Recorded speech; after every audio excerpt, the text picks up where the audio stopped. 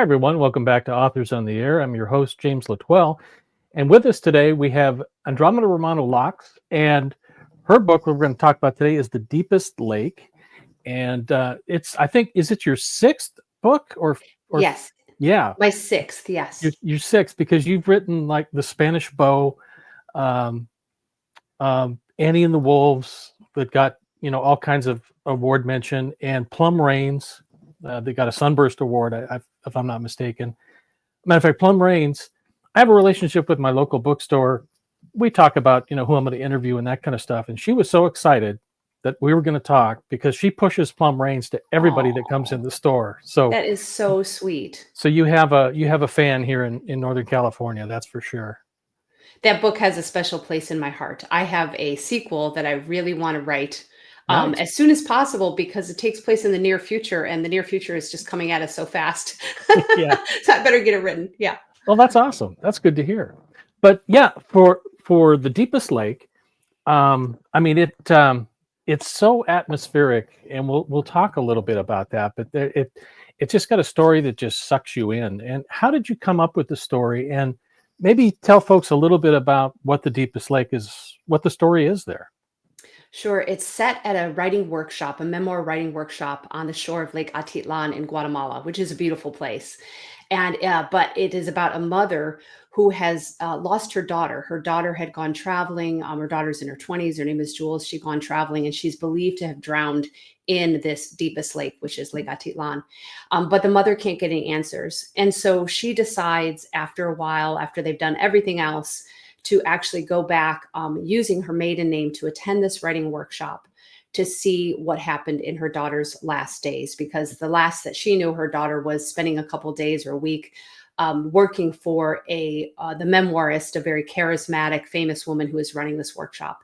And so the mother, who has no interest in being a writer herself and really not much of a traveler either, not adventurous, but she is basically walking in her daughter's footsteps, going back to Guatemala to figure out what happened.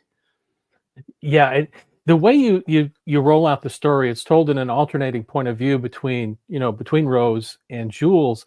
And as authors, we've read a lot of alternating point of view, and sometimes it works and sometimes it doesn't. You see, can give too much away, or it just doesn't connect. But this was done so seamlessly, it made me want to keep going from one, find out what happens next, because I mean, you just laid it out. All the little breadcrumbs are there, and by the Thank you. time you get to the end of the story, it's like, oh my God, yeah, I should have seen this coming, but you fooled me.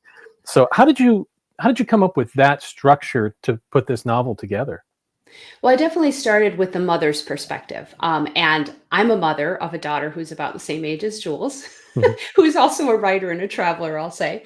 And so that was my way into the book, imagining the terrible grief a mother would have for a daughter Right. she really loves. So that was my natural way into the book. But I think I knew from the beginning that we would want Jules's perspective as well. And so in the beginning, I played with having more of an alternation with a diary, letters, emails, and then it felt like they needed to be more balanced, the POVs, that I just needed to have Jules have her own chapters and scenes. So when we go to Jules' perspective, we're of course going back in time to see what led up to her Right. disappearance. And that's fun. I mean, a lot of what I'm going to say about this book is that it was just my most fun book to write of all the Really? books I've written. Yes. Really? Yes. And my quickest. My editor, I actually pitched this book. I was at a conference. I was trying to write suspense already. So one thing is that this was my leap into a different genre. And so I Mhm. was more comfortable with historical fiction, literary fiction. I did Plum Rain's as speculative fiction mixed with history. Right. And I had started playing around with suspense. I love like Patricia Highsmith's Talented Mr. Ripley kind of books.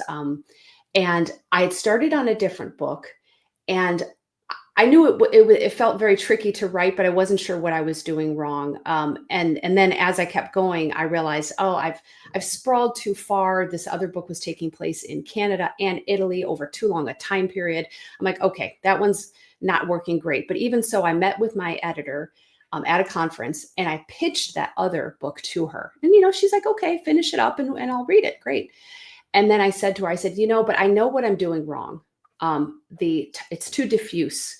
it's spread too much duration. It's spread over too much space. And I'm thinking that a really good suspense novel needs to be really compact, limited time, stakes are clear from the very opening. And I said, for example, I just had this really bad experience traveling in Guatemala to answer one of your questions.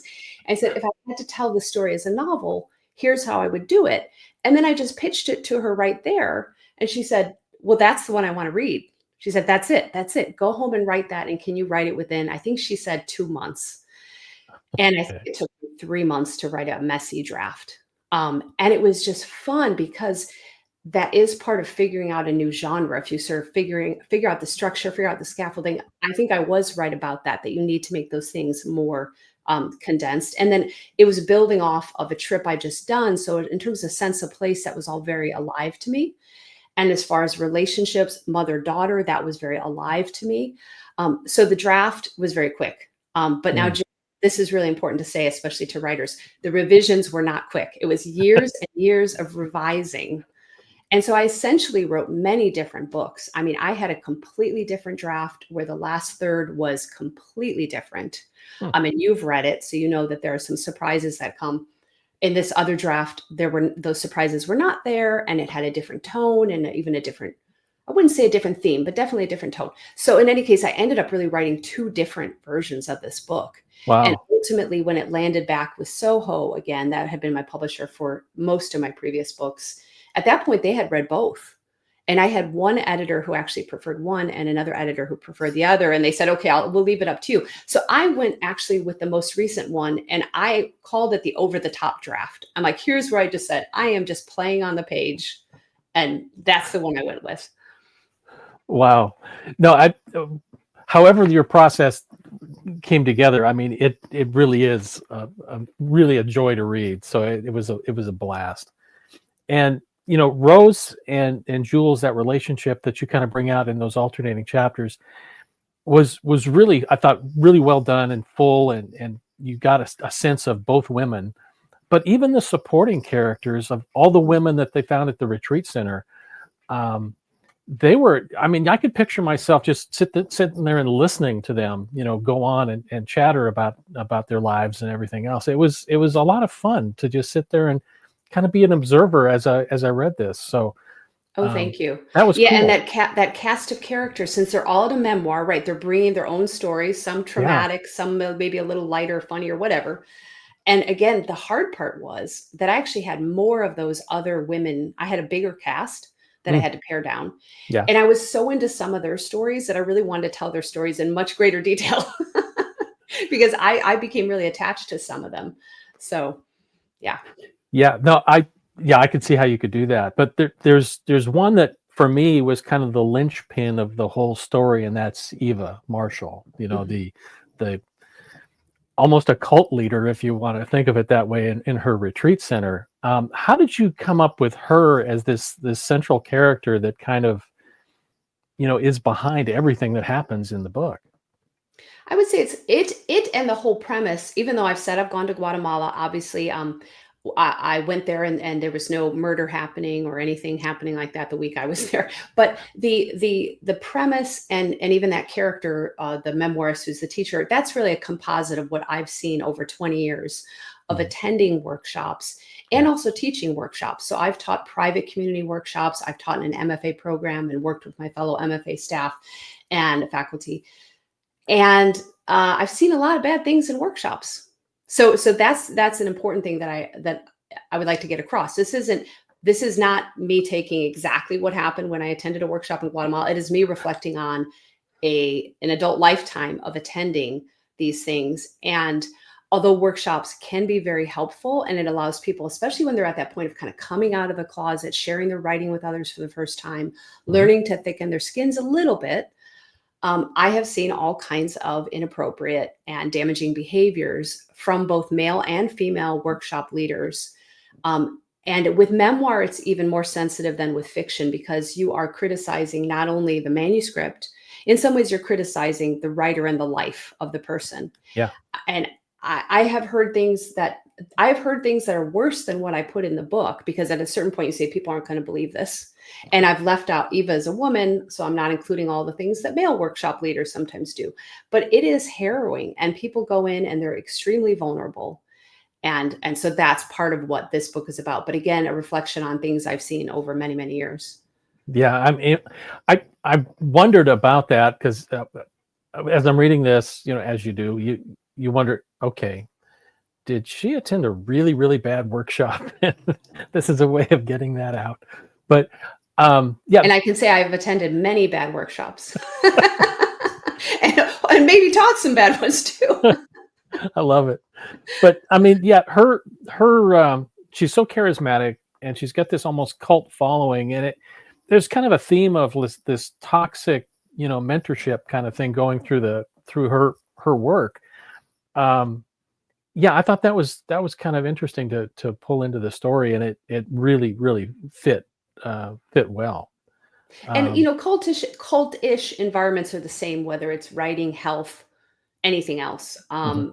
Because I've had some readers who contacted me later who said, a person wrote to me, "Oh, I actually was in a cult. I was living in a situation like this for many years. It kind of brought me back there." Wow. So Okay. anytime we're in a situation, whether someone is just trying to control us or gaslight us or mold us, just mold us, Yeah. and often, in fact, most of the times, I'd say perhaps all the times I've been in that situation, the leader has had really good intentions, and that doesn't matter. I mean, they Yeah. think they're right, and they have tools that they're in a position of power, and they have tools to manipulate the people attending. So I've never seen a person who a leader or teacher in that situation say, "I want to damage people." They think they're doing a great thing. That's true. Now, you mentioned it before. You went to Guatemala and you visited this lake, and that explains to me how you were able to capture this setting, because the way you describe it, it's just so vibrant. You can picture yourself right there, at the lake. Um, when you visited that, was that your intent of trying to find a place for a story, or did just once you No, got there, it's like, absolutely yeah, not. Absolutely not. I did happen to do some. I was traveling by myself, and I think when you're a solo traveler, you're more aware of things. You're mm, not spending all the time talking to another person. right, You're by yourself. You're a little bit nervous, and so I was traveling by myself. Also, Guatemala, while being a beautiful place to visit, can be unsafe. And we were told I was visiting a memoir workshop there, and we were given lots of warnings. And there had been a woman who had disappeared just before we came. mm, Her body was found. That's not what my story is based on, but there have been deaths of tourists, as there are, anywhere. And so there was that sense of coming into this place and having all the emails that said, "Don't go here, don't go there, never be alone, don't go down that street," And so you're a little bit nervous. I was yeah, actually contrary. I was Jules. I was the contrary person who said, "No, I need to go for a jog. I'm just going to go down that way." And no, I'm not. I want to be alone sometimes. But in any case, I was sketching things. I was keeping a journal, because at the time I was actually that year I was working on nonfiction. So I certainly did not go there thinking I would turn this into a mm, fictional experience. yeah. So, what was the catalyst for you to? I mean, you pitched it to your editor, but something must have been brewing in there to tell this. I mean, really kind of dark and twisty kind of story, because Um, yeah, I mean, there's some deep, dark crevices in this book, and you kind of explore Yeah. all kinds of things with grief and mother-daughter relationships and that kind of thing. What was it that now was the time to write that book? Well, I think I had that two-part thing of one, I was trying to figure out suspense. We already talked about that. And the Yeah, other thing was that I'd had an experience where I'd seen some inappropriate, or I should be careful what I say. I'd seen behaviors that concerned me, that reminded me of other things I had seen over the years. sure. And so the indignation was the sand in the oyster. I kept thinking about things I had seen and replaying dialogues in my head, again, including ones from years before, in all kinds of settings, and thinking about that. And when something bothers me, that's what it's like. If you've gone to a party and you've said something that maybe embarrasses you and you keep replaying it in your head. Well, same thing. If you see someone who's done something that bothers you, you just keep playing it and elaborating in your head. So again, this was me thinking about things that had happened over several decades, and not immediately thinking it could be used in a novel at all. but just it would not leave my mind. And when something can't leave your mind, that is a great thing to put into a novel, right? Yeah. Because you're just obsessing over it. You mentioned earlier that you'd kind of rewritten the back end of the book, a couple of times. I thought the ending was just like, mwah, just the way, it rolls out at the end and everybody kind of gets what they deserve. It was But really, do they, Jim? But do they? I think they might. I think they might. Okay. At least that's how I'm leaving it in my little Thank you. mind. Yeah. So, what's next coming from you? Well, I'm working on, so I have several books lined up. I work on multiple projects at a time, both in the suspense category now and in the other categories, So I have two different books that have already been acquired, but the one that I am in final revisions now again is a suspense novel, and Good. it is a mother-daughter, or sorry, mother-son combination this time, because Okay. after writing Deepest Lake, and I thought, what's the worst thing that can happen to a mother of a daughter? Then my mind went to, well, what's the worst thing that can happen to a mother of a son? And it's very different, a very different storyline, and it doesn't take place abroad. But so that's the book I'm finishing now. And I really thought that Deepest Lake had to go through so many revisions because it was my first full suspense novel. But Mm. I will tell you this one, I have rewritten so many scenes in this book, and that's not true for my historical fiction, my Oh, earlier books. I mean, my first book, The Spanish Bow, was my least edited. They basically accepted it. It was a large publisher, it was a large advance, and they almost didn't change a thing. And I don't know about all your reading background and your favorite genres, Jim, but I think suspense is actually a lot harder to write in terms of you're not just staying true to the character and the themes and everything. You have the plot, and if you change, if you turn one gear here, you've got to move gears all over the place. And so I think it takes a lot in the revision process. That continues to surprise me. But then I'm also working on some other kinds of books, and I mentioned wanting to write a sequel to Plum Rains, and I have a book that's yeah. more, historical fiction in the works as well. That's really neat. We're going to end up with something we call three quick hits. And I Okay. want to put you in your character's head here. And since it's a alternating POV, let's do both. Let's do both Okay. Rose and Jules. Just three quick questions, and you answer it as you think they would. So, what's Rose's favorite drink or her cocktail? What does she like? It's just going to be a simple glass of wine. Not nothing fun for, yeah, not a crazy cocktail, just a glass of wine kind of woman. Yeah. So we'll And say white. We'll say a Chardonnay. Chardonnay. Okay. How about Jules? That's going to be more of a margarita, and not too Yeah. much of the sweet stuff, more of the tequila. That fits totally. I'm How trying to about seem I'm trying to seem really sure about these things. yeah, yep. Okay, how about Rose's favorite music? What does she listen to? Oh, I think she's hasn't completely kept up with the time. So I'm going to say something like Green Day, but she thinks that's like really recent cool music, but it's not really the latest stuff. Gotcha. I'm feeling a little targeted here, but thank you for that. Oh, me too. We must be close to the same age. Okay, how about Jules? What does she listen to? Chapel Rowan, maybe? Okay, all right. And how about with Rose? What's her greatest fear? Oh, well, see, that seems like too easy because it was okay, I will not say losing her daughter, but realizing that she never fully understood her daughter in the first place, that they Mm, weren't as close as she would like to believe they were. yep, that fits totally. And how about Jules then? Never finding out what she really wants to do for a living, what her story is, and in that way, not being able to become a writer because she doesn't really know what she wants to say. Gotcha. No, that makes perfect sense. Folks, we've been talking with Andromeda Romano-Lax and her novel, The Deepest Lake. Yeah, I mean, you've heard a lot about it here. You want to check it out. It's a blast to read. So you've done a tremendous job. I didn't know this was your first dip into suspense, but I mean, Yes. you hit it out of the park with it. So Thank you, congrats on Jim. that. Very, very good. So thanks for spending some time with us today. That was great fun. Thank you. Okay, take care.